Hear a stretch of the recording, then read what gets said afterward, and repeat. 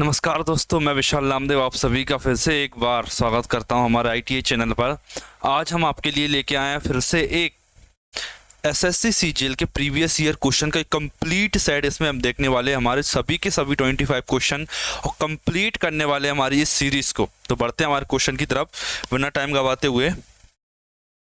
देखिए, ये है हमारा यूट्यूब चैनल है। अगर आपने अभी तक हमारा यूट्यूब चैनल सब्सक्राइब नहीं किया तो आप जल्दी से हमारा चैनल सब्सक्राइब कर दीजिए, क्योंकि हम आपको लिए इसी टाइप की वीडियोस लाते लेते हैं। आप देखिए, एसएससी सीपीओ की वीडियो भी मैंने आपको प्रीवियस ईयर की हमारे चैनल पर डाल दी है, क्योंकि अगर आप एसएससी सीजीएल की तैयारी कर रहे हो तो आपको ये ज़रूरी है कि आप एसएससी जितने भी उस लेवल के एग्जाम होते हैं उन सभी के आप मैथ्स के क्वेश्चन को सॉल्व कर सको। ठीक है, तो आपको सभी टाइप के क्वेश्चन सॉल्व करना आना चाहिए। और ये सभी आप देख रहे हैं, ये सभी फ्री वीडियोस हैं जो मैंने हमारे YouTube channel intelligent training academy पर डाल रखी हैं फ्री में।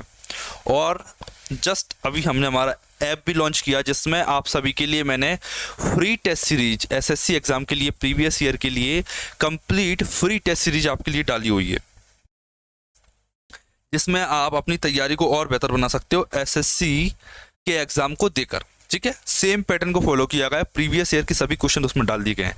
तो इसके लिए आपको कुछ नहीं करना, बस हमारे आईटी गवर्नमेंट इस ऐप को आपको डाउनलोड करना है, अपने मोबाइल में रजिस्ट्रेशन करना है जस्ट ओटीपी डाल के। उसके बाद आपके मोबाइल में ये ऐप इंस्टॉल हो जाएगा और आप इसके 3 आइकन्स में जाके साइड में 3 बार डले, उन पर जाके आपको जस्ट फ्री टेस्ट सीरीज में जाना है।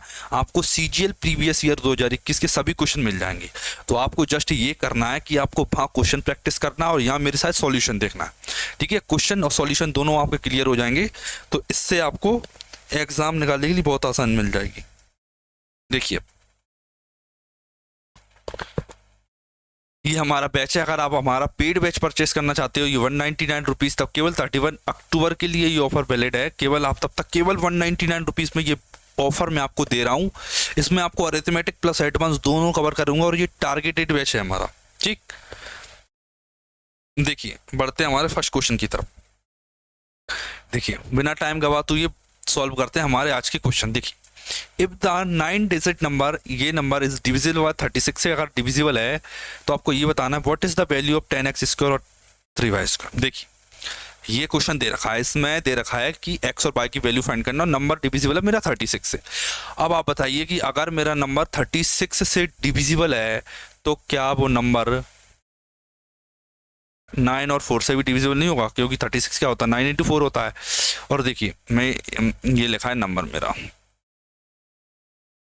ठीक है, बाय का अधिकतम मान चाहिए। अब पहले बाय का अधिकतम मान देखिए, बाय का क्या क्या अधिकतम मान आप जानते हो कि 4 की डिविजिबिलिटी क्या कहती है। 4 की डिविजिबिलिटी मेरे से ये कहती है कि अगर लास्ट के 2 डिजिट 4 से कट जाते हैं तो कंप्लीट नंबर भी 4 से कट जाएगा। देखिए, 4 से 8 कट जाता है। बताइए बाय की अधिकतम वैल्यू, जो बाय की एक संख्या वाली अधिकतम वैल्यू जो 4 से कट जाती है, मैंने बोला कि वो मान होता है 8। 8 एक ऐसी संख्या है जो सबसे बड़ी है, मतलब 88 से बड़ा कोई नंबर नहीं होगा, क्योंकि एंड में 8 है। 8 से पहले क्या होना चाहिए, देखिए या तो 4 हो सकता है या 8 हो सकता है। 4 मैंने रखूंगा तो छोटा है, 8 बड़ा है। उसने बोला बाय का अधिकतम मान। ठीक, ये हो गया, मेरा 8 आ गया। अब 9 की डिविजिबिलिटी चाहिए। देखिए, 9 की डिविजिबिलिटी कैसे चेक कर सकते हैं हम। 9 की डिविजिबिलिटी कैसे चेक होती है, डिजिट सम 9 बना के। देखिए, 8 और 8 16, 16 मतलब कि 7 हो गया। डिजिट सम कितना, 7। 7 और 1 8 और 5 13, 13 मतलब 4 और 2 6, 9 को कैंसिल कर देंगे। 6 और 7 13, 13 और 7 20, 2 प्लस एक्स अकेला बचा। ठीक है, 2 प्लस एक्स।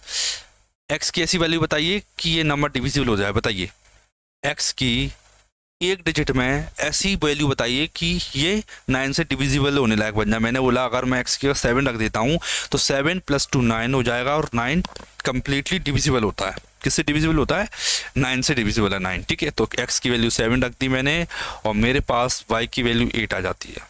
आपको इसमें रखना है 7 7 49, 49 इंटू 10 490 माइनस 3y स्क्वायर। वाई स्क्वायर 8 8 8 8 8 64, 64 इंटू 3, 3 चौक 12, 1 हासिल की 3 चौक 18, 19 192 आया। ठीक है, आप 10 में से 2 घटाएंगे तो 8 बचेगा।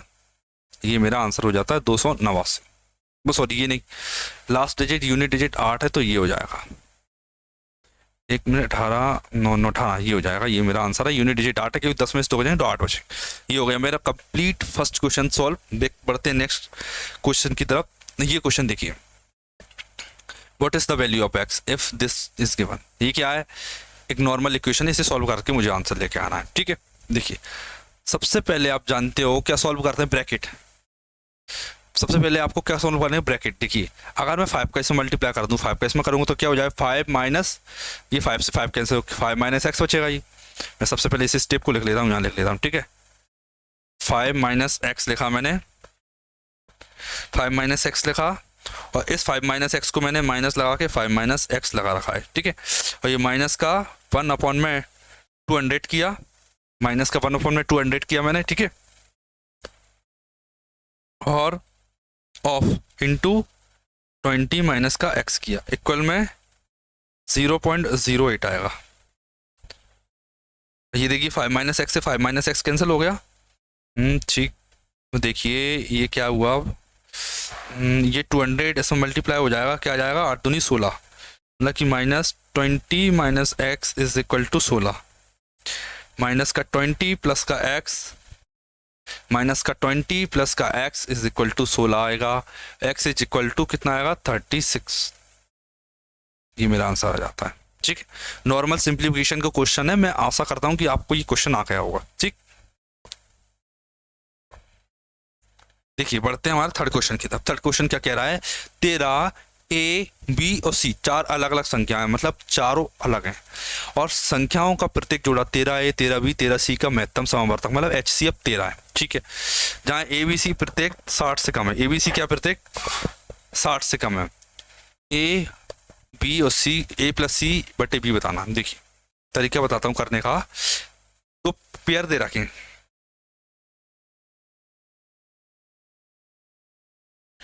13 ए कोमा 13 बी कोमा 13 सी, ये पेयर दे रखे हैं 3, एक पेयर, 2 पेयर, 3 पेयर। ठीक है, इनका HCF कितना है, 13। HCF कितना दे रखा है इनका, 13। अब बताइए इनका LCM क्या होगा। इसका LCM मैं बताता हूँ कितना हुआ। अगर देखिए HCF 13 है, LCM कितना हुआ, 13A। इसका LCM क्या होगा बताइए, 13V। इसका LCM बताइए, LCM क्या होगा, 13C। देखिए LCM की 13 है और ये 13। ठीक है, अब आप देखिए, आप ये चीज जानते हो क्या, LCM into HCF, LCM into HCF is equal to multiply of 2 numbers. ठीक है, मतलब 13 गुणा A, HCF गुणा LCM इक्वल टू 13A। 13 से 13 कैंसिल किया, देखिए A कहीं ना कहीं 13A के बराबर है। ठीक है, ये कॉन्सेप्ट बता रहा हूँ, मतलब कि जो A है वो क्या है, A 13 का मल्टीपल है, आपको ये बात याद रखना पड़ेगी। ठीक है, A 13 का मल्टीपल है।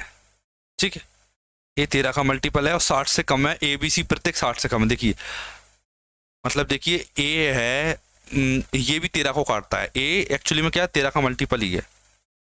ठीक है, 13 भी आया। मैं ये क्वेश्चन एक्चुअली में हिट एंड ट्रायल से होने वाला है। ये क्वेश्चन मेथड मैंने आपको बता दी, लेकिन बेसिक क्वेश्चन ये हिट एंड ट्रायल का है, आपको इसमें हिट एंड ट्रायल लगाना पड़ेगी। ठीक, 13 भी आए और ये ABC, A B और C। ठीक है, 13 कम 13, 13 26 और 13 3 39, 13 26 39। ठीक है, ये आ गया मेरा नंबर, और प्रत्येक अपना 13 दूनी प्रत्येक क्या है, 60 से भी कम है। नहीं, 1 मिनट रुकना, पहली पॉसिबिलिटी ये हो सकती है, लेकिन ये पॉसिबिलिटी पॉसिबल नहीं है, क्योंकि ए की वैल्यू 13 में ले नहीं सकता। क्यों नहीं ले सकता, 13 और A बराबर नहीं हो सकते, उसने एक कंडीशन दे रखी है, अलग अलग संख्या है। तो पहली कंडीशन मेरी फेल हो जाती, 13 26 39 में नंबर नहीं ले सकता। दूसरी कंडीशन, इसे 26 ले लूँ, 13 दूनी 26, 13 3 39 और 13 चौक 52। ये कंडीशन पॉसिबल है, क्योंकि देखिए 13 नहीं है इनमें, नहीं है। अब बताइए A प्लस सी बटे बी, A प्लस सी बटे बी, 6 और 2 8, 5 और 2 7, 39 आया, 39। 2 3 6 कितनी बार में कट जाएगा, 2 बार में कट गया, ये मेरा आंसर आ गया। तो ठीक है, दिए मेरा आंसर आ जाता है 2 डायरेक्ट। मेरा काम है क्वेश्चन को जल्दी से जल्दी कराना कि आंसर पे कैसा पहुंचा जाए, ठीक है। क्योंकि आप अगर करना चाहते हो, क्या बेसिक से करना चाहते हो, तो वो आपने अभी तक किया भी है और आप अभी तक करते भी आ रहे हो। लेकिन ये एग्जाम है, यहाँ मेंटल यूज करना पड़ता है, मेंटल पावर यूज करना पड़ती है कि क्या क्या पॉसिबिलिटी क्वेश्चन बना सकता है। एक होती है मेथड और दूसरी होता है कॉन्सेप्ट, और तीसरा होता है क्या, मेरा समझने का तरीका कि मेरा इंट्यूशन क्या कहता है अंदर से, ठीक है। और वो आता है कॉन्सेप्ट की प्रैक्टिस से। देखते हैं फोर्थ क्वेश्चन, बढ़ते हैं आगे।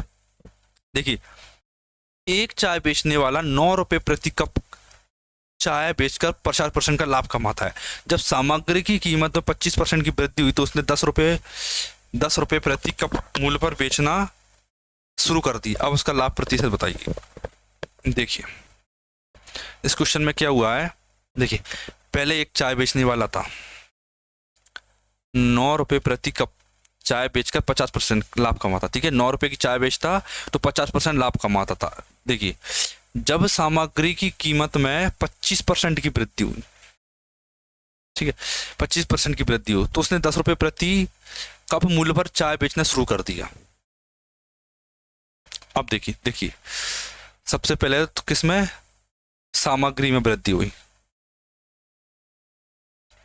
सामग्री में वृद्धि हुई मतलब 4 से 5 हुआ।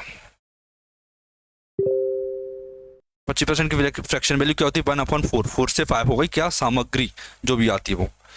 उसने चाय क्या कर दी, 9 से 10 कर दी। देखिए प्राइस उसने 9 से 10 की है, तो इफेक्टिव रेट 10 से 9 जाएगी, ठीक है। 5 दूनी 4 दूनी 8, 8:9। और ये क्या कह रहा है, पहले 50% लाभ कमाता था। 50% लाभ मतलब पहले 100 की चीज बेचता था 150 की,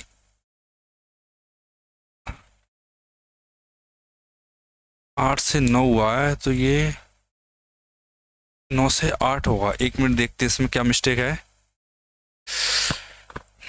9 से 8 होगा ये।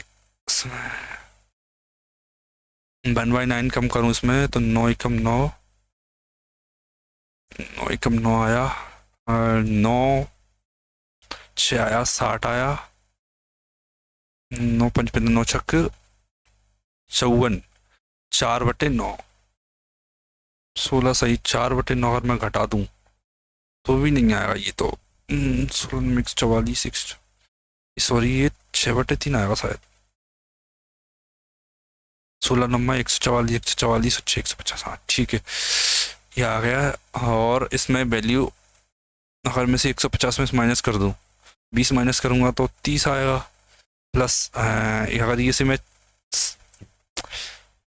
37, 3 सही, 2/3 सही, 1/3, 33 सही, 1/3 आंसर आ जाएगा, ठीक है। बताता हूँ आपको कैसे ये कैलकुलेशन नहीं है, ठीक है।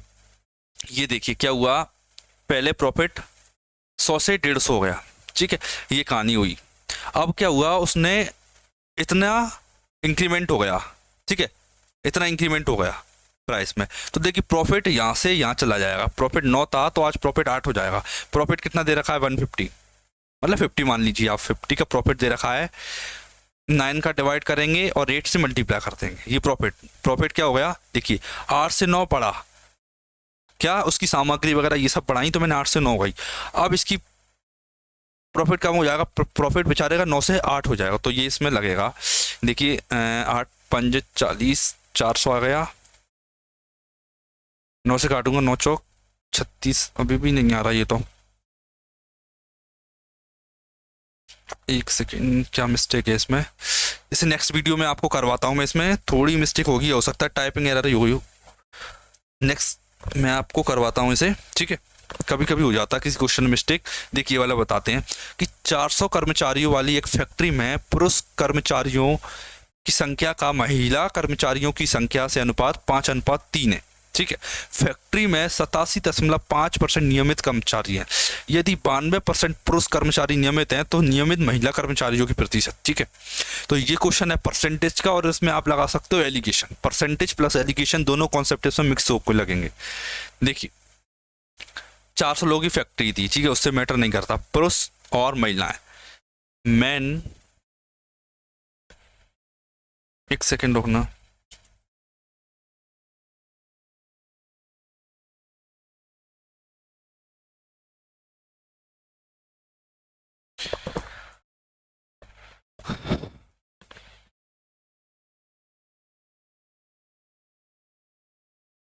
ठीक है।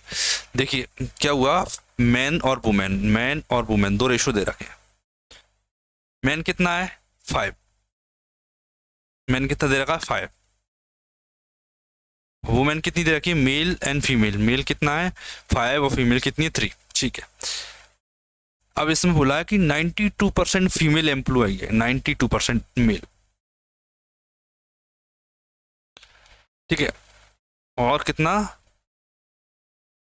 87.5% नियमित कर्मचारी है, नियमित कर्मचारी कितने हैं 87.5%, नियमित कर्मचारी मेरे पास है 87.5%, नियमित ये लिखा मैंने 87.5, क्योंकि ये बात चल रही है मेरी टोटल की, ठीक, ये टोटल की बात चल रही है और ये मेल की बात चल रही है। अब बताइए फीमेल मतलब वुमेन कितनी है।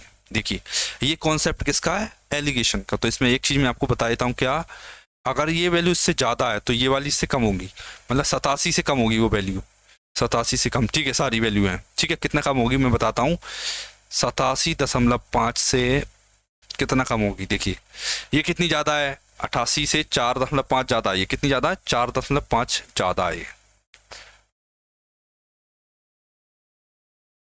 ये 4.5 ज्यादा है, कितने पर ज्यादा है 5 पर, 4.5 ज्यादा है 5 पर, और इसे डिस्ट्रीब्यूट करूंगा मैं 3 पर, 3 एकम 3, 3 5 15, 15 5 75, मतलब 87.5 में से अगर मैं 7.5 माइनस करूंगा तो कितना आएगा मेरा आंसर 80%, ये आ गया मेरा आंसर 80%, ठीक है।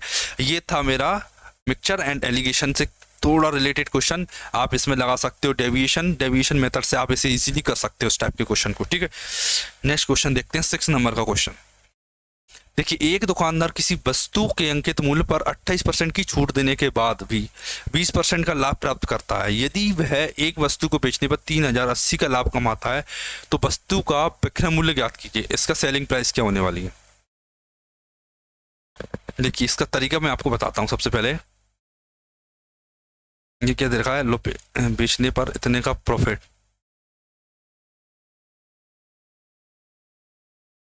विक्रय मूल्य क्या होगा। देखिए इसमें इसने खेल खेला, क्या किया है, देखिए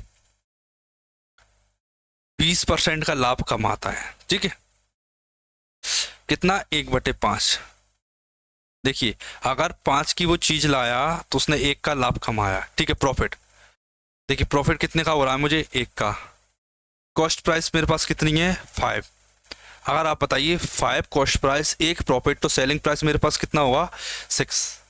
मेरे पास प्रॉफिट दे रखा है, 1 की वैल्यू दे रखी है और मुझे 6 की वैल्यू फाइंड करना है, 6 की वैल्यू मुझे फाइंड करना है। मतलब 3080 में अगर मैं इसे 1 की वैल्यू मालूम तो मुझे 6 का गुणा करना है, 6 8 48, 0 के बाद 8, 0 के बाद 8, 0 के बाद 8, इन दोनों ऑप्शन में देखिए 3 18, तो ये वाला आंसर आ गया, ठीक है। 14 हो नहीं सकता, कम तो होगा नहीं, ज़्यादा ही होगा, 3 18, तो ये मेरा आंसर आ गया, ठीक है। अब डायरेक्ट मल्टीप्लाई करके कि आप नॉर्मल क्वेश्चन था, इसमें एक लाइन इसने क्या दे रखा 28% की छूट देने के बाद भी। अगर आप इस कॉन्सेप्ट में घुसोगे तो आप 2-3 वैल्यू को निकाल के तब भी आपका यही आंसर आएगा। केवल 6 का गुणा करना आसान क्वेश्चन है, आसान तरीका है, लेकिन आपको अगर करोगे इसे बेसिक तो आप देखोगे आप कहीं में वो मार्केट प्राइस पे पहुंचोगे, फिर सेलिंग प्राइस, कहीं कॉस्ट प्राइस, उल्टी सीधी चीजें निकल के आएंगी क्वेश्चन में से, ठीक है। ये देखिए किसी राशि पर साधारण ब्याज राशि का 1/4 है राशि का, ठीक है, और प्रतिशत वर्ष ब्याज दर वर्षों की संख्या की 4 गुनी है। प्रतिशत ब्याज दर जो रेट है वो वर्षों की संख्या का 4 गुनी है। देखिए पहले मैं लिख लेता हूँ क्या दे रखा है, इसने दे रखा कि जो सिंपल इंटरेस्ट है वो राशि का 1/4 है, मतलब प्रिंसिपल का 1/4 है, ठीक है, पहला स्टेटमेंट। दूसरा स्टेटमेंट देखते हैं, यदि दर ब्याज दर मतलब रेट टाइम की 4 टाइम है, मतलब रेट टाइम की 4 टाइम है, ठीक है। आदि रेट में वृद्धि हुई, सबसे पहले मुझे क्या करना है, वो रेट फाइंड करना पड़ेगी। यदि ब्याज की दर में 2% की वृद्धि होती है तो 5000 रुपए पर 3 वर्षों के लिए साधारण ब्याज कितनी है। सिंपल क्वेश्चन है, बस आपको रेट फाइंड करना है। देखिए रेट फाइंड करने का मैं तरीका बताता हूँ। अब बताइए सिंपल इंटरेस्ट कितना दे रखा है, ये सिंपल इंटरेस्ट है, ये प्रिंसिपल है। सिंपल इंटरेस्ट बराबर 1, प्रिंसिपल 4, रेट रेट कितनी दे रखी है, रेट को आर ही मानता हूं मैं। टी कितना दे रखा है, टी की वैल्यू आप यहां से निकालोगे, टी की वैल्यू यहां निकालो, क्या आएगी R/4। ये क्या कर रहा हूं मैं, ये फॉर्मूला लगाया मैंने जो आपको याद है, कौन सा वाला, simple interest is equal to principal into rate into time upon मेंटेन। ये फॉर्मूला मैंने लगाया है, ठीक है। ये 4 से 4 कैंसिल करोगे, ये 1 है, 100 इधर जाएगा, 100 हो जाएगा, R² बराबर 100। अगर R² बराबर 100 है तो R इज इक्वल टू 10 आएगा।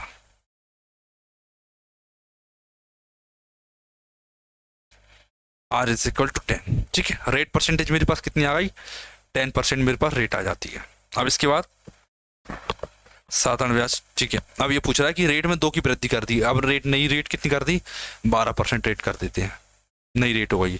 टाइम कितना दे रखा है, 3%, मतलब 3 ईयर के लिए, 12 3 36%, 36% हो गया, ठीक है। अगर 1 साल में 12% है तो 3 साल में 36% हो। अब देखिए आप कि साधारण ब्याज ज्ञात कीजिए, साधारण परसेंट कितना है, 36%। 5,000 का आप 36% निकालोगे,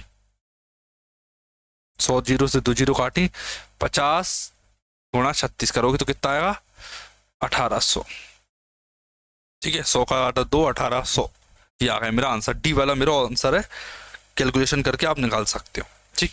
अब हम आ गए हमारे 8 नंबर के क्वेश्चन पे, ठीक है। ये क्वेश्चन क्या कहता है कि ABC एक व्यवसाय शुरू करते हैं, A कुल पूंजी का 1/3, B शेष पूंजी का 25%, C शेष पूंजी का निवेश करता है। यदि वर्ष के अंत में इतना लाभ होता है तो एक हिस्सा ज्ञात कीजिए। देखिए इस वाले क्वेश्चन में क्या करते हैं, या तो आप यूनिटरी मेथड से करो, यूनिटरी मेथड मतलब सबको एक एक लेके चलो। दूसरा तरीका क्या होता है, दूसरा होता है 100 वैल्यू मान के, और तीसरा होता है अज्यूम्ड वैल्यू करके, कि आप एक वैल्यू लीजिए और उसे अज्यूम्ड कर लीजिए। जैसे कि मैं आपको बताता हूँ अज्यूम वैल्यू करके कैसे करते हैं। देखिए ये क्या है, इसका मतलब क्या होता है 1/3। इसे आप देखिए इतना, इसका क्या मतलब है 1/4। ये कितना आ गया 4, ये कितना आ गया 3, ठीक है। 4 और 3 का एलसीएम में मल्टीप्लाई कर लीजिए 12। मान लीजिए कि टोटल राशि 12 थी, ठीक है। ए आया, ए ने क्या किया, ए कुल राशि का 33 है, 1/3 मतलब कि 1/3, मतलब 12 का 1/3 कितना आएगा 4। बी बचा, बी शेष पूंजी कितनी बची, 8 बची, शेष की 12 चला गया 8। इसका क्या किया 25% बी का, मतलब कि 1/4, 1/4 कितना हो 2, ये हो गया। अब बेचारा सी बचा, सी का कितना, देखिए 4 और 2 6 हो गए, 6 और 6 12, ये हो गया सी का। मुझे पता किसका करना है, ए का कितना 4, पूर्व का कितना है 12, मतलब 4/12, कितने का 2 1 9 1 2 3 0, 4 एकम 4, 4 3 12, 3 7 21, 3 3 9 33, 3 7 सॉरी ये 7 आएगा, 3 7 जा 21, ये आ गया मेरा आंसर, ठीक है। पार्टनरशिप का क्वेश्चन है, आप इसे रेशियो में काउंट कर सकते हो, मतलब कि एसएससी हर बार थोड़े थोड़े क्वेश्चन हर चैप्टर से लेके करती जाती है, सारे क्वेश्चन लेके जाती है। कुछ चैप्टर होते हैं जो छोटे बहुत छूटते हैं, जबकि 21 सेट होते हैं टोटल, उनमें कंप्लीट करा देती है, सारे चैप्टर को कवर कर लेती है। अब देखिए 5 संख्याओं का औसत 30 है, यदि उनमें से एक संख्या निकाल दी जाए तो औसत 31 हो जाता है। निकाली गई संख्या ज्ञात कीजिए। देखिए 5 संख्याओं का औसत कितना है 30 है, मान लीजिए 1 2 3 4 5, ये 30 है, ठीक है। यदि एक संख्या निकाल ली जाए, औसत 31 हो जाता है। पहली बात तो आपको याद रखना पड़ेगा क्या, अगर उसके जाने से औसत बड़ा है तो कम लेके गया है, कम मतलब औसत से 30 से कम है वो वैल्यू, कितनी भी कम हो वो 30 से कम है, 30 से कम या तो 24 हो सकती है 36 हो सकती है। देखिए अब मैं तरीके बताता हूँ आपको करने का। देखिए अब वो क्या किया, देखिए सबको एक एक देखेगा, +1 इसे ही +1 कर दिया उसने, इसे ही +1 कर दिया और इसे ही +1। सारों को 4 4 देके गई, 1 1 2 3 4, चारों को 4 4 दे गई, ठीक है। लेकिन बेचारी ने 4 वो कम लेके गई होगी, 26 आंसर, ठीक है। ये मेरा आंसर हो जाता है। बढ़ते हैं नेक्स्ट क्वेश्चन की तरफ। 10 नंबर का क्वेश्चन देखते हैं। 10 नंबर का क्वेश्चन क्या कहता है, यदि 4 आदमी और 6 लड़के किसी काम को 8 दिनों में कर सकते हैं और 6 आदमी और 4 लड़के उसी काम को 7 दिन में कर सकते हैं, तो 5 आदमी 4 लड़के उस काम को कितने दिन में करेंगे। इजी क्वेश्चन है, टाइम एंड वर्क का है, ratio direct total work find करके आप इसे कर सकते हो। देखिए कैसे करते हैं, मैं आपको बताता हूँ। देखिए 4 बॉयज, डायरेक्ट इक्वेशन बनाता हूँ, 4 मैन, 4 आदमी प्लस 6 लड़के किसी काम को 8 दिन में कर सकते हैं। टोटल वर्क हो गया, क्या होता है, efficiency into efficiency to days equal to total work, ठीक है। अब इधर का टोटल वर्क देखते हैं, 6 आदमी और 4 लड़के, 6 आदमी और 4 लड़के कितने दिन में करते हैं, 7 दिन में करते हैं। ये आ गया, ठीक है। अब मैं रेशो निकाल लूंगा मैन और बॉयज की एफिशिएंसी। देखिए मैन के लिए मैं मैन को रख लेता हूँ, बॉयज को, बॉयज पे काम करता हूँ। 8 छंग 48, 8 छंग 48 और 4 7 28, 48 और 28 कितना डिफरेंस आएगा, 20। अब बॉयज पे काम करते हैं, बॉयज के लिए मैन पे मल्टीप्लाई करेंगे, 8 चौक 32, 8 चौक 32 और 6 7 42, 32 और 42 का डिफरेंस 10, मतलब रेशो कितना आ गया, 2:1, ठीक है। ये आ गई क्या, ये आ गया मेरा एफिशिएंसी का रेशो, मैन और वुमेन किस रेशो में काम करती हैं। अब मुझे पता करना टोटल वर्क। देखिए चाहे आप एमपी की वैल्यू इसमें रख लीजिए, चाहे आप एमपी की वैल्यू इसमें रख लीजिए, कहीं भी रखिए आपको सेम आउटपुट मिलने वाला है, मतलब कि आपको टोटल वर्क सेम मिलने वाला है। देखिए मैन की वैल्यू इसमें रखी मैंने, 6 दूनी 12 और 4 16 7, 16 गुणा 7 और 6 दूनी 12, बी की वैल्यू रखेंगे तो 12 4 16/7 आएगा, ठीक है। अब देखिए 5 मैन की एफिशिएंसी कितनी होगी, 5 मैन की एफिशिएंसी आप बताइए, 10, क्योंकि आदमी की कितनी है, 2 है। 4 लड़के की कितनी होगी, 1 होगी, 4 लड़के मतलब 4, 1 की 4 है, 4 लड़के की 4, 10 और 4 14, 7 दूनी 14 और 2 8 16। देखिए मेरा, अगर आपसे इस टाइप के क्वेश्चन सॉल्व नहीं हो रहे हैं तो मैं आप सभी के लिए लेके आया हूँ एक कंप्लीट टारगेटेड बैच। आप उस बैच को भी परचेज कर सकते हो, उसकी लिंक मैंने डिस्क्रिप्शन में दे रखी है। हमारा ऐप है इंटेलिजेंट ट्रेनिंग अकेडमी, आप उसे डाउनलोड कर सकते हो, ठीक है। अब देखिए क्या बोला गया है, कोई ट्रेन एक समान चाल से 225 किलोमीटर की दूरी 2.5 घंटे में तय करती है। ट्रेन को उसी चाल से 450 किलोमीटर की दूरी तय करने में कितना समय लगेगा। देखिए एक वर्ड उसने बोल दिया, क्या, उसी चाल से, मतलब डिस्टेंस दो चीजों पे डिपेंड करती है मेरी, स्पीड और टाइम पर।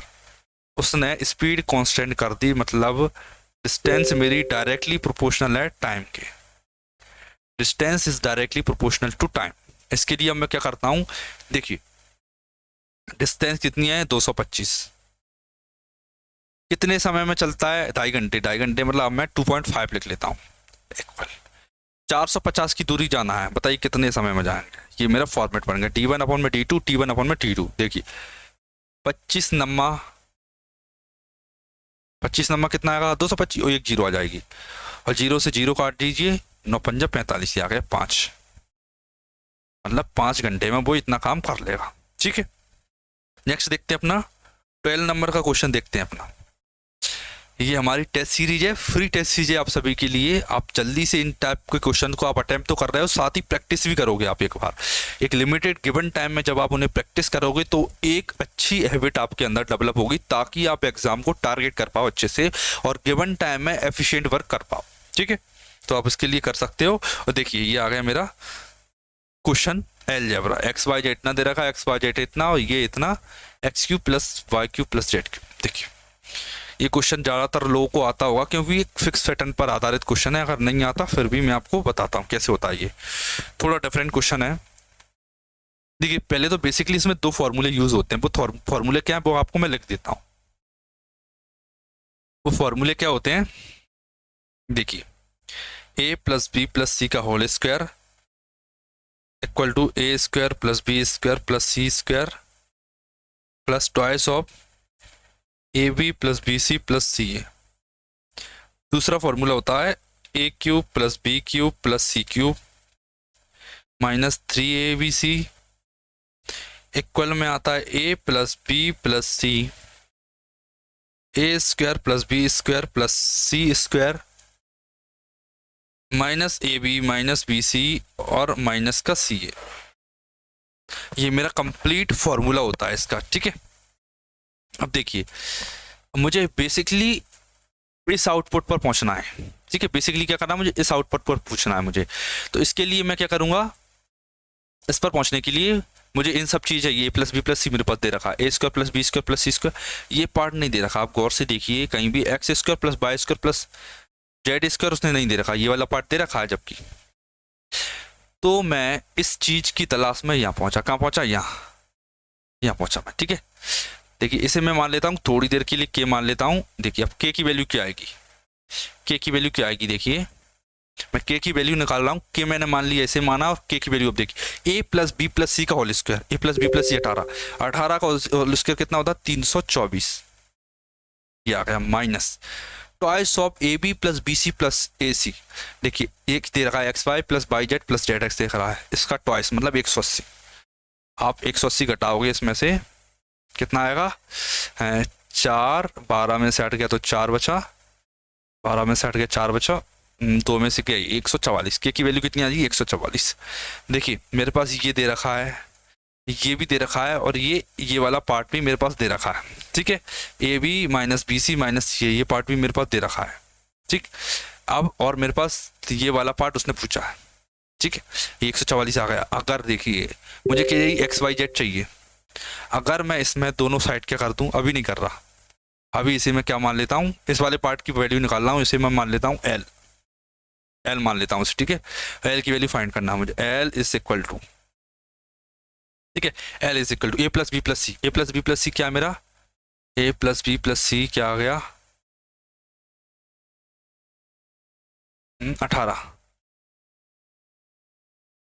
गुणा A square plus B square plus C square क्या दे रखा है 144 दे रखा है, minus A B plus B C plus C कितना दे रखा है 90। ये आ गया यहाँ तक। 1 मिनट इसे थोड़ा मिटा देता हूँ, एक चीज़ और सिखाता हूँ आपको क्या। देखिए मुझे क्या चाहिए, प्लस का ए बी सी चाहिए।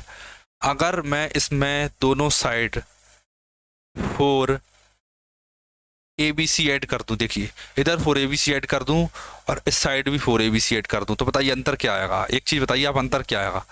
अगर इस साइड में 4 ए बी सी ऐड कर दूँ और इस साइड भी मैं 4 ए बी सी ऐड कर दूं, तो केवल एक चीज़ अंतर आएगा, क्या 4 ए बी में से 3 ए बी सी घट जाएंगे, तो केवल क्या बचेगा, प्लस का क्या बचेगा, रेक्टिफिकेशन के बाद मतलब प्लस का ए बी सी बचेगा। और यही मुझे चाहिए, मतलब कि इस वैल्यू बस प्लस का 4 ए बी सी ऐड करना है, ठीक है। तो मैं यहाँ पहुँच जाऊँगा। ये क्या है, मेरी डिजायर्ड वैल्यू है, ये मेरी डिजायर्ड वैल्यू, यहाँ तक पहुँचना है मुझे। तो इसमें प्लस कुछ नहीं करना, प्लस का 4 ए बी सी मतलब 4 इंटू 81 ये ऐड करना है, ठीक है। सॉल्व करोगे आप, 18 आया, इंटू कितना आएगा 54 बचेगा, प्लस का 4 इंटू 81 आएगा, 8 चौक 32, 2 आएगा, ये 81 है, 4 एकम 4 आएगा। यूनिट डिजिट पे काम कर रहा हूँ, 4 और 2 6, ये मेरा आंसर आ जाता है। यूनिट डिजिट से मैंने सॉल्व कर दिया। अगर आप इसे वैसे क्वेश्चन को सॉल्व करोगे तो ये एक लेंथी क्वेश्चन है, बहुत ज़्यादा आपको लेंथी पड़ जाएगा अगर आप इसे इस टाइप से नहीं करते हो। देखिए मैंने यहाँ केवल 2 लाइन लिखी है, केवल 2 फॉर्मूले लिखे और मैंने डायरेक्ट लिख दिया ये वाली स्टेप। अगर मुझे ये क्वेश्चन आपको नहीं समझाना होता तो मैं ये जो फॉर्मूले लिख रहे हैं ना, ये भी नहीं लिखता। मैं केवल फोकस करता, पहली लाइन ये होती मेरी, और दूसरी लाइन मेरी ये, और तीसरी लाइन मेरी ये आंसर होता, ठीक है। तो आपको इसी टाइप से करना है। कभी कभी थोड़ा बेसिक कमजोर हो जाता है, फिर कॉन्सेप्ट मुझे भी कभी कभी टाइम लग जाता है, थोड़ा सा कॉन्सेप्ट जो रह जाता है उस पर वर्क कीजिए, टाइम दीजिए। जो फॉर्मूले पर बीके हो, जो जिस भी फॉर्मूले आप बीको उसे लिखिए, उस पर प्रैक्टिस कीजिए, ज़्यादा से ज़्यादा क्वेश्चन बनाइए, आपकी तैयारी अच्छी होगी उससे, ठीक है। ये फॉर्मूले अभी जस्ट मैंने देखे कि ज़्यादातर एग्जाम में आ रहा है, मतलब ज़्यादातर नहीं तो एसएससी के जितने भी प्रीवियस ईयर हैं आपको ये कॉमन फॉर्मूला तो देखने को मिलेगा हर टाइप के क्वेश्चन में। 30 देखिए त्रिभुज एबीसी में भुजा बीसी पर डी एक ऐसा बिंदु है कि एडीसी बीएसी के इक्वल है, सी ए 12 है, सी डी 8 है, तो सी बी बताइए। एक सेकेंड, देखिए ये वाला देखती है। भुजा बीसी पर डी है, पहले तो सबसे पहले मैं ट्राइंगल ड्रॉ कर लेता हूँ।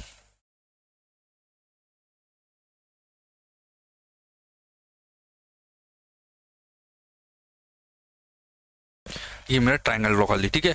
एक ट्राइंगल बना लिया मैंने, वो ए बी सी। अब क्या दे रखा है, क्या दे रखा है, डी एक ऐसा बिंदु है कि ए डी सी बी ए सी की इक्वल है, ए डी सी बी ए सी की इक्वल है।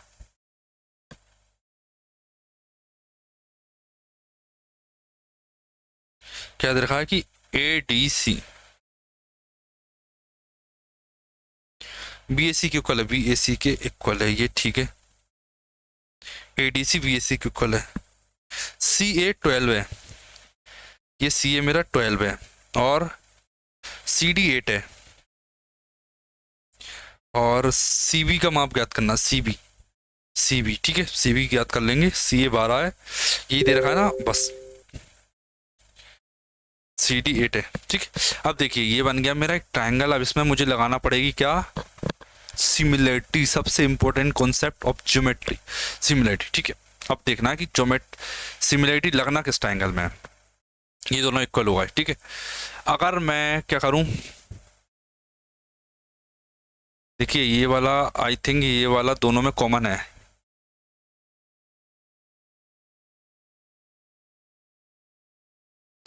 कहीं मिस्टेक है, बी ए सी गलत लिख दिया मैंने शायद। ए बी सी एक ट्रायंगल है, भुजा बी सी पर एक बिंदु डी है, ए डी सी इक्वल है वी ए सी के। अच्छा अच्छा, एक मिनट, ये यहाँ तक है, कोई मैं कह रहा यहाँ तक है, ये एंगल यहाँ तक है, अब सही है, ये एंगल हो गया, ठीक। अब देखिए अगर मैं इस एंगल को देखूं, आप इस एंगल को देखिए, मैं सिमिलरिटी किस किस में लगा रहा हूँ, पहले आप ये बता देता हूँ। ए डी सी में लगा रहा हूँ मैं, ए डी सी छोटा ट्रायंगल बटे में ए डी सी एक बड़ा ट्रायंगल ए बी सी, ठीक है। इन दोनों ट्रायंगल में मैं सिमिलरिटी लगाऊंगा, आप देखो देखना है।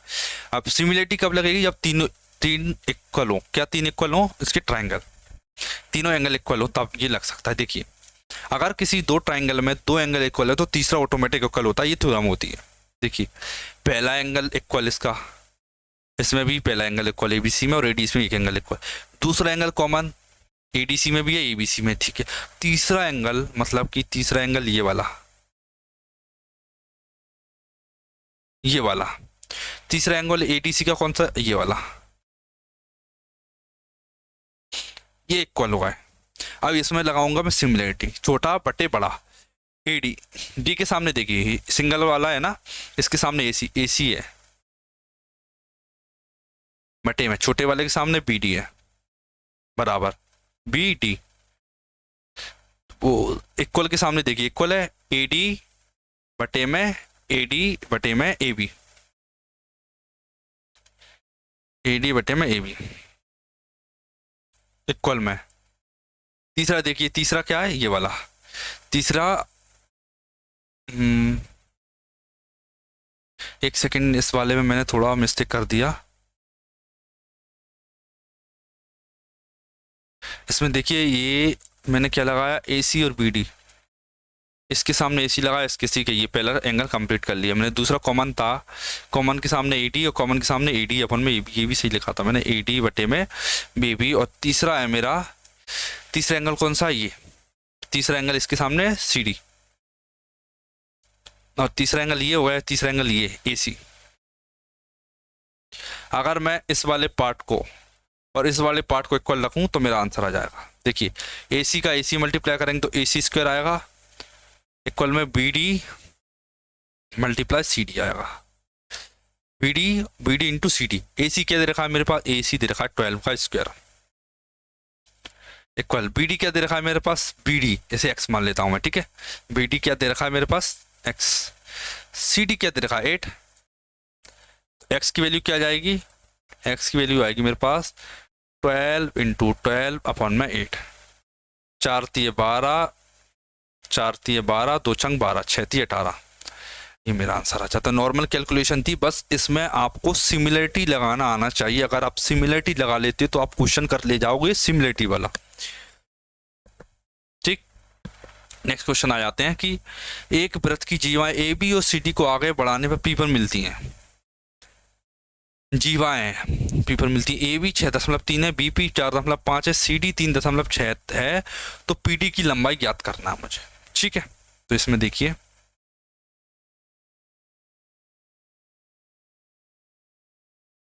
सबसे पहले तो एक शानदार वृत्त बनाते हैं।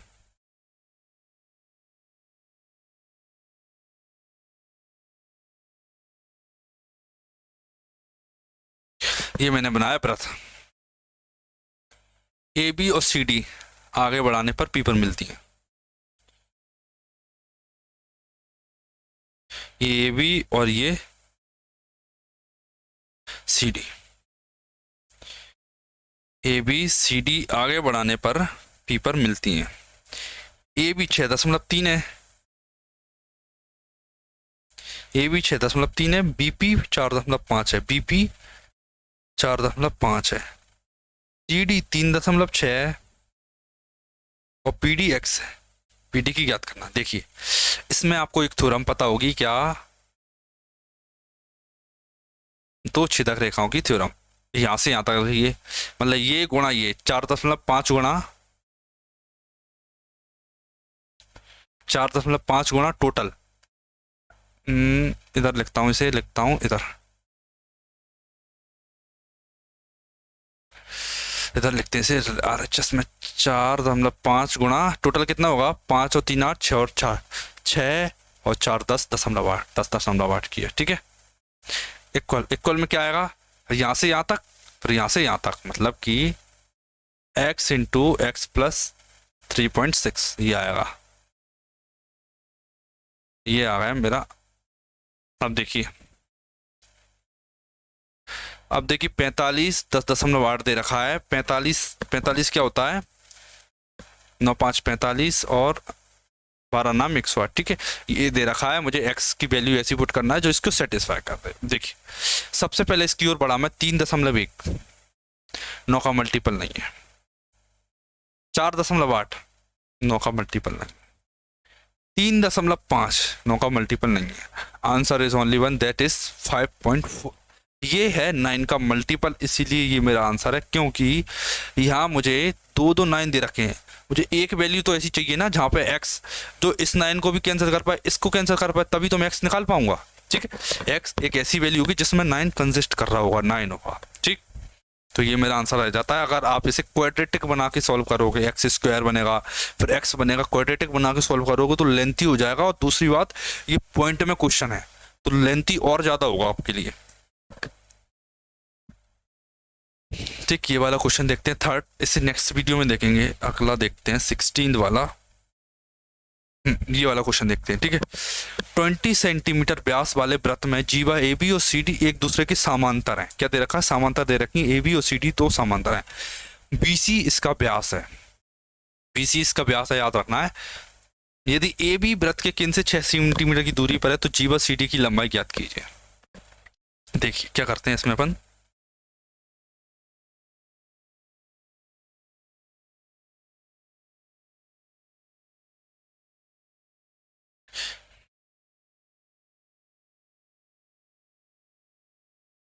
ए बी और ये सी डी लिखा मैंने, ए बी सी डी दो एक दूसरे के समांतर हैं। ठीक है, बीसी व्यास है, ये व्यास है मेरा बीसी, ये बीसी व्यास हो गया। अब बीसी व्यास हो गया। अब क्या है, ए बी वृत्त के केंद्र से 6 सेंटीमीटर की दूरी पे है। आपको एक थ्योरम पता होगी क्या, क्या पता होगी क्या, समांतर, समांतर है। एक मिनट रुकना, 20 सेंटीमीटर व्यास वाला वृत्त है, 20 सेंटीमीटर एक व्यास वाला वृत्त है। यहाँ भी ले लेता हूं मैं से, ये भी परपेंडिकुलर होगा। क्या दे रखा है इसमें, पैसा ए बी वृत्त के केंद्र से 6 सेंटीमीटर की दूर है, ये 6 दे रखा है। तो जीवा सी डी की लंबाई ज्ञात कीजिए, ये मुझे ज्ञात करना है।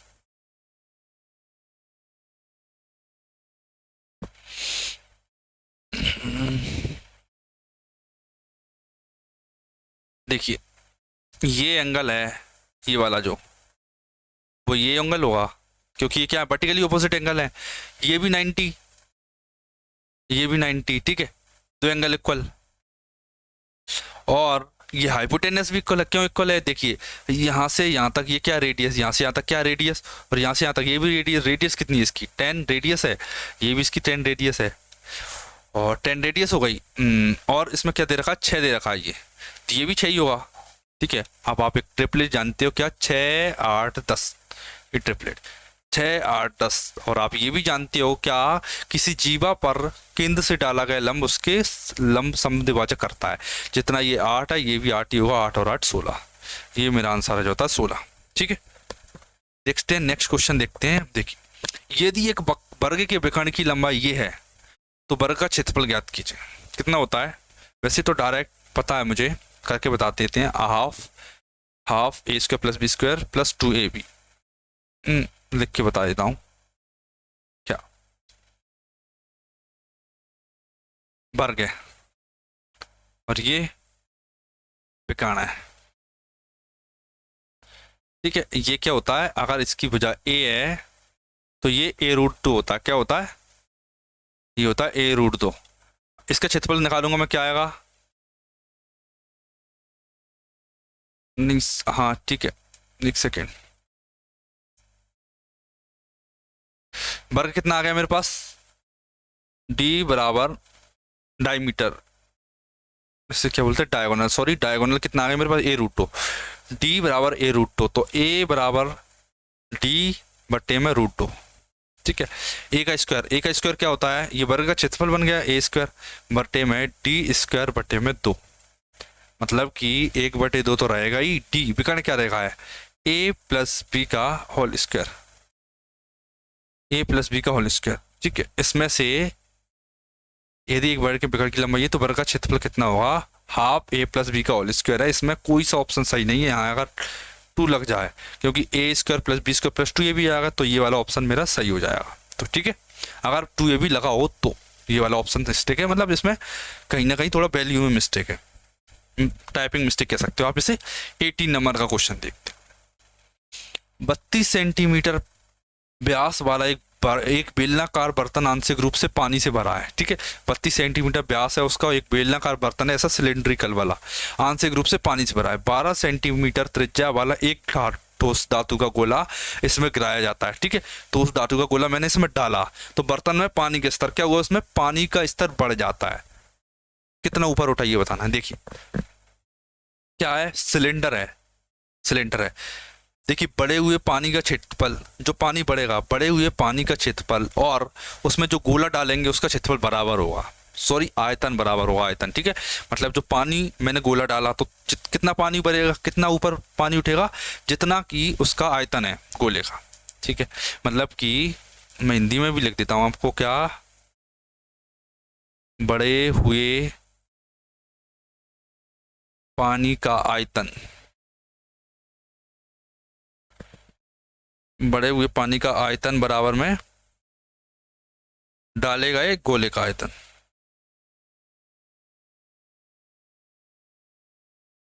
देखिए बढ़े हुए पानी का, बड़ा पानी कितना बड़ा है? 32 सेंटीमीटर व्यास है। मतलब कि पहले तो आपको ये बताने कि आयतन क्या होता है। आयतन क्या होता है? बेलनाकार बर्तन का आयतन होता है क्या? πr²h, ठीक है। गोला डाला गया, ठोस धातु का गोला, धातु के गोले का क्या होता है? 4/3 πr²। मैंने देखा कि पाई से पाई तो कैंसिल हो गया मेरा। r², r कितना दे रखा है? r दे रखा है मेरा 16, व्यास 32 तो त्रिज्या 16 हो जाएगी। 16 गुणा 16 हाइट ये मुझे ज्ञात करना है। 4/3 के 4/3 रखा, 12 सेंटीमीटर त्रिज्या वाला गोला। r कितनी, गोले की त्रिज्या कितनी है? 12 गुणा 12, ठीक है। 3 चौक 12, ये आ गया। 4 चौक 16 कट गया, ठीक है। 4 तिये 12 और 4 तिये 12, 4 चौक 16 कट गया। h बराबर कितना आ गया? 3 तिये 9, ये मेरा आंसर आ गया, ठीक है। 3 तिये 9 ये मेरा आंसर आ जाता है। बढ़ते नेक्स्ट क्वेश्चन की तरफ। 10 नंबर का question. Find the value of the following expression. Simple question है, इसमें कुछ नहीं करना, व्यंजक है, वैल्यू रख के आंसर निकालना है। देखिए थोड़ा सा इजी दिख रहा है, ये कोशिश करता हूँ। tan 45 डिग्री ये होता है 1 का cube 1। cos 60 degree, cos 60 degree कितना होता है 1/2। 1/2 कितना होगा 4 गुणा 1/2 का क्यूब मतलब 1/8 बट्टे में। cosec square 5, cosec square 45 degree कितना होता है √2। √2 का स्क्वायर 2, 2 दूनी 4 minus 3। sec square 30 degree, cos 30 degree कितना होता है √3/2, तो ये कितना होगा 2/√3, 2/√3। इसका स्क्वायर करेंगे तो कितना आएगा 4/3 आएगा, और 3 से 3 ये वाला कट जाएगा तो केवल 4 आएगा। प्लस साइन 30 डिग्री क्या होता है 1/2, 4 से 4 काटा मैंने, 4 दूनी 8 आया। 3/2 बटे में 1/2, 2 से 2 काटेंगे तो कितना आएगा 3 अकेला। ये मेरा आंसर आ गया। ठीक है, आसान क्वेश्चन है, स्पेशली ट्रिगो के तो इसमें आसान दिए गए इस वाले से। देखिए इस वाले क्वेश्चन को देखिए आप, 5 sin थीटा माइनस का 4 cos थीटा इक्वल में 0 दे रखा है। अगर मैं 4 cos theta 5 sin theta upon equal में 4 cos थीटा आएगा, 4 cos थीटा आएगा। ठीक है, sin थीटा की वैल्यू 4, cos थीटा की वैल्यू 5। मैं यहाँ और लिख लेता हूँ क्या, sin थीटा बटे cos थीटा। sin थीटा कितना है 4, cos थीटा कितना है 5। sin की वैल्यू 4, cos की वैल्यू 5, 4 पंजे 20 प्लस 2, cos की जगह 2 पंजे 10, 10 आया। 5 चौक 20, ये कितना है 20, 5 15, 30/35 कितना आएगा 20 और 30, और 20 और 15 35, 5 छक 30 और 5 7 35। ये मेरा आंसर आ गया 6/7, ये मेरा आंसर है भी। ठीक है, ये वाला क्वेश्चन हो गया। बढ़ते हैं नेक्स्ट क्वेश्चन की तरफ। 21 क्वेश्चन देखते हैं अपना। इसमें देखिए इसमें क्या बोला गया कि a kite flying at a height of 120 metre is attached to a string which makes an angle of 60 degree with the horizontal। ठीक है, हॉरिजॉन्टली 60 डिग्री का एंगल बना रहा है। What is the length of the string, string की length मेरे से पूछिए।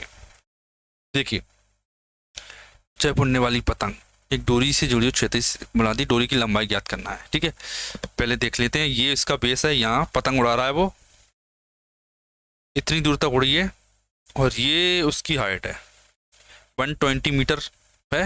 ये पतंग उड़ रही है। अगर यहाँ देखने वाला यहाँ से देखेगा तो कितने डिग्री का एंगल बनेगा, यहाँ से 60 डिग्री का।